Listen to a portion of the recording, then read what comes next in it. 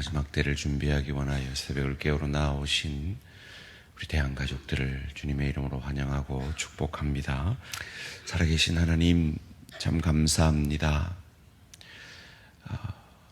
주님이 부활하신 주일, 그 부활로 인하여 우리가 살았음을 다시 한번 예배하며 은혜 받게 하시고, 또 이 한 주간 삶의 예배를 시작하는 첫날, 첫 시간 주님 앞에 찬양하며 기도하며 말씀 받음으로 시작하게 하시니 감사합니다.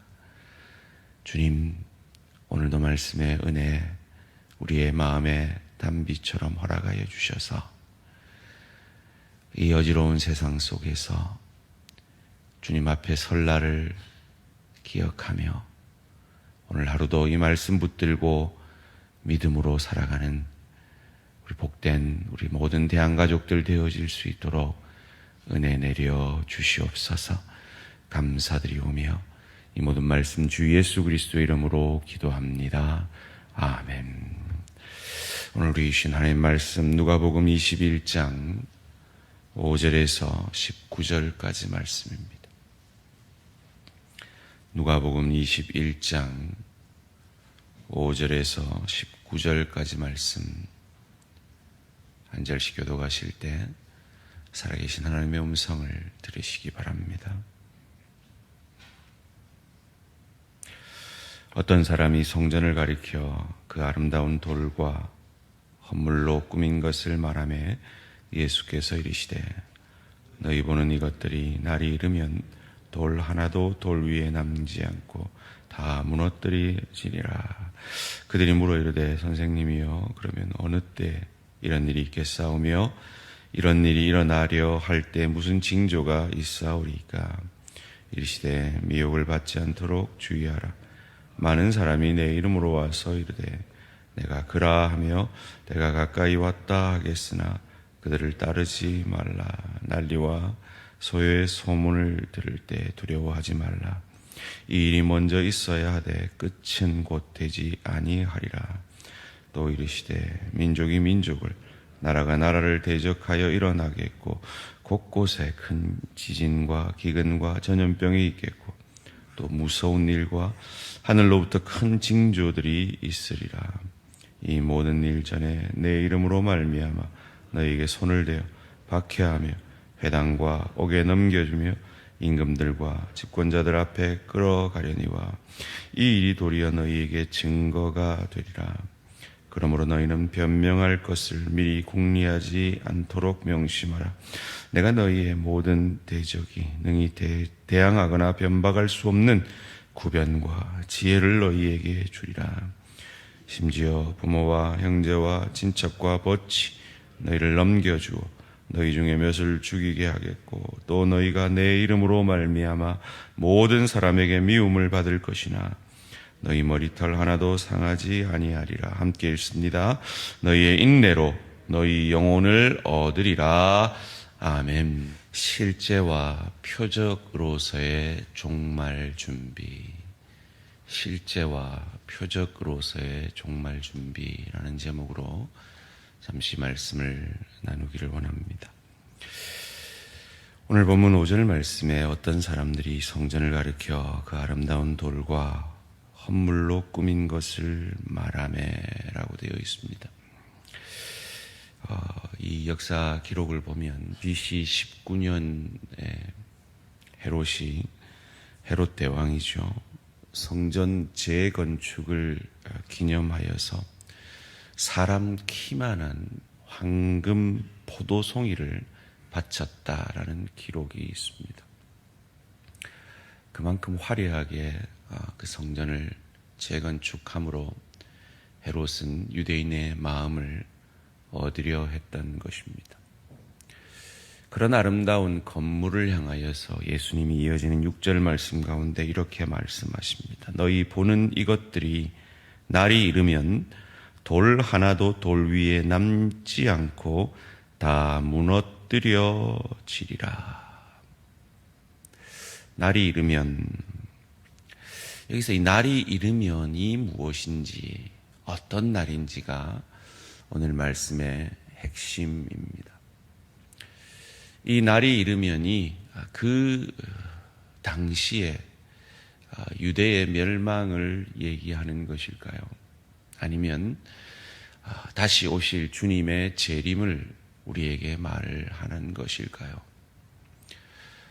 둘 다를 말하는 것이라고 이해하는 것이 옳습니다.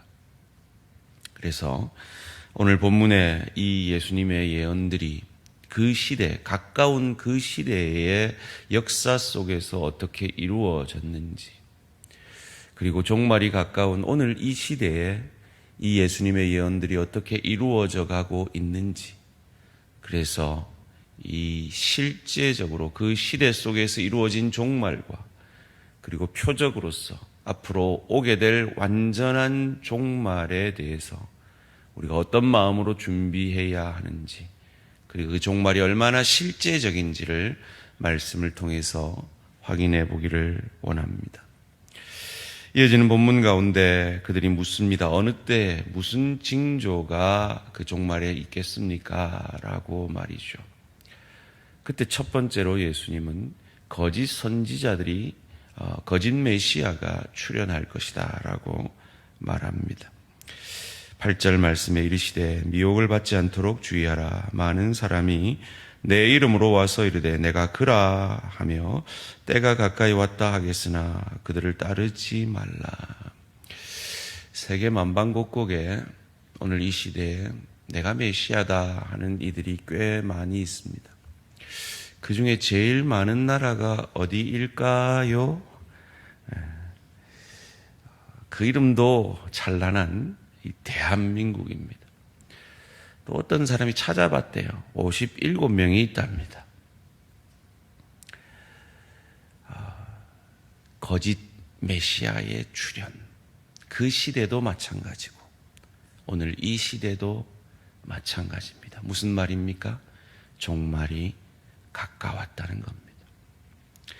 두 번째로 난리와 소문과 전쟁이 있을 것임을 오늘 본문 9절 10절에서 이렇게 말합니다. 난리와 소요의 소문을 들을 때 두려워하지 말라. 이 일이 먼저 있어야 하되 끝은 곧 되지 아니하리라. 또 이르시되 민족이 민족을, 나라가 나라를 대적하여 일어나겠고. 지금 지구상의 전쟁이, 난리와 소문이 얼마나 창궐합니까? 또한 예수님 당시에도 그러하였습니다. 70년 로마의 디도 장군에 의해서 예루살렘은 완전히 무너집니다. 이런 역사적 기록이 있대요. 왜 그렇게 돌 하나도 남기지 않고 무너졌느냐? 그때 로마 병사들 사이에 이 예루살렘 이 성벽, 그 엄청난 돌과 돌 사이에 보물이 숨겨져 있었다라는 소문이 있었대요. 그래서 그 보물을 찾으려고 이 돌과 돌 하나도 다 남기지 않고 무너뜨렸다라고 합니다. 그 시대도 그러하고 오늘 이 시대도 그러합니다. 종말이 가까웠다는 것이죠.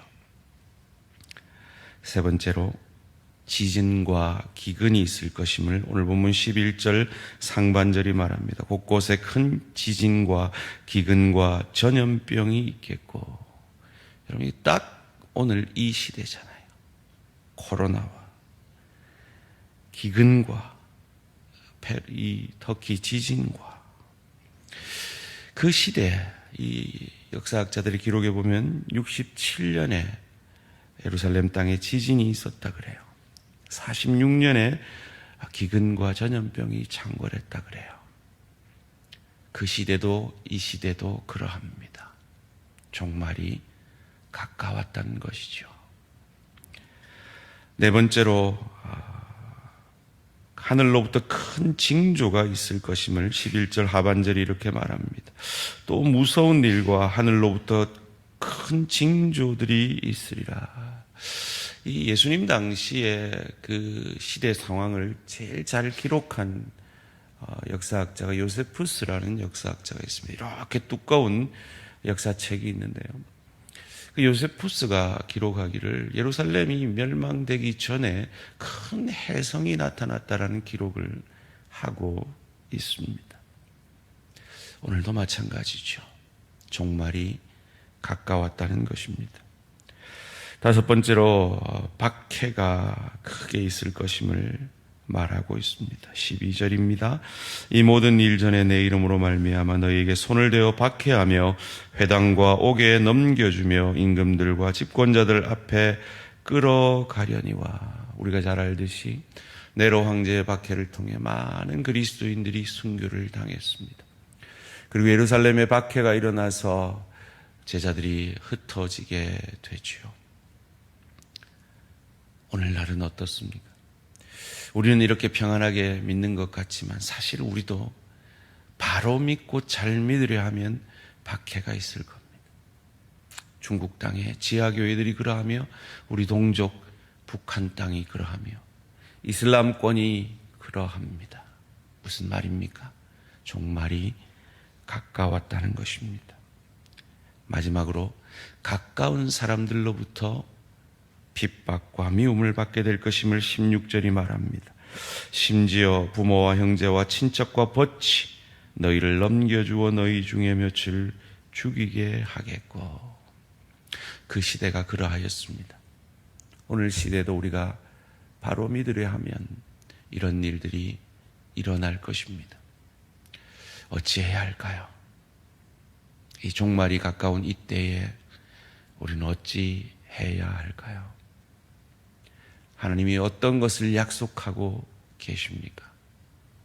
첫째로 하나님이 그 종말의 때에 우리로 그 종말의 때를 잘 준비하고 감당하게 하시기 위해서 구변과 지혜를 허락하실 것임을 오늘 본문 14절 15절이 이렇게 약속하고 있습니다. 그러므로 너희는 변명할 것을 미리 궁리하지 않도록 명심하라. 내가 너희의 모든 대적이 능히 대항하거나 변방할 수 없는 구변과 지혜를 너희에게 주리라. 그 종말을, 그 마지막 때를 잘 준비하고 잘 대처할 수 있도록 구변과 언어 능력과 지혜를 주시겠다고 약속합니다.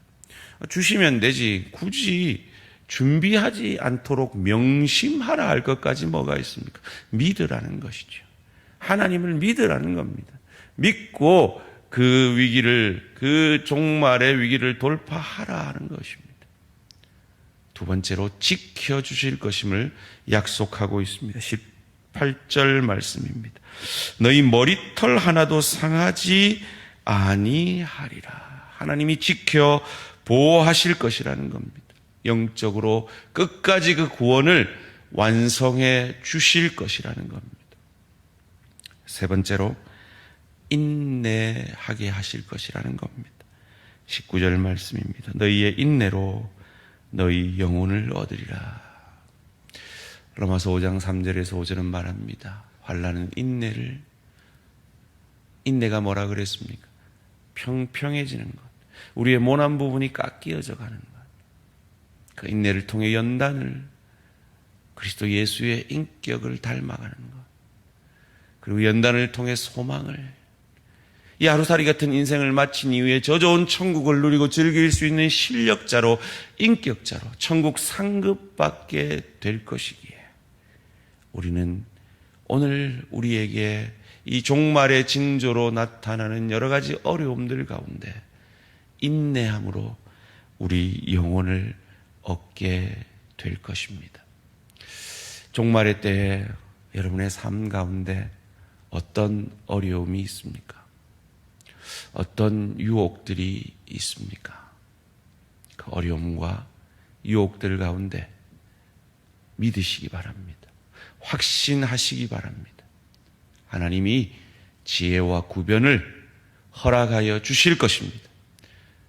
머리털 하나도 상하게 하지 않고 지켜 보호하여 주실 것입니다. 그리고 인내하게 하심으로 천국을 누리고 즐길 수 있는 실력의 인격의 하늘 상급을 우리에게 주실 것입니다.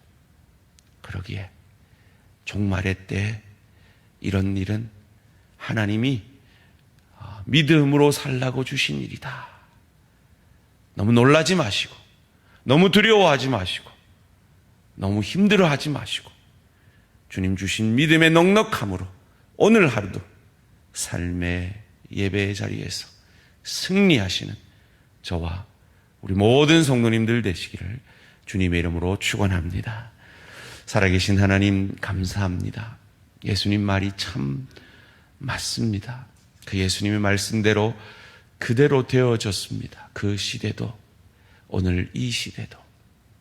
그러기에 주님 약속하신 대로 우리에게 구변과 지혜를 주실 것도, 우리를 머리털 하나도 상하게 하지 않으실 것도, 그리고 우리를 그 어려움 속에서 환난을 통해 인내하게 하시고 인내를 통해 연단을 그리스도 예수의 인격을 우리에게 준비하고 연습하게 하심으로 저 좋은 천국을 누리고 즐길 수 있는 실력과 인격의 하늘 상급을 받게 하실 줄 믿습니다.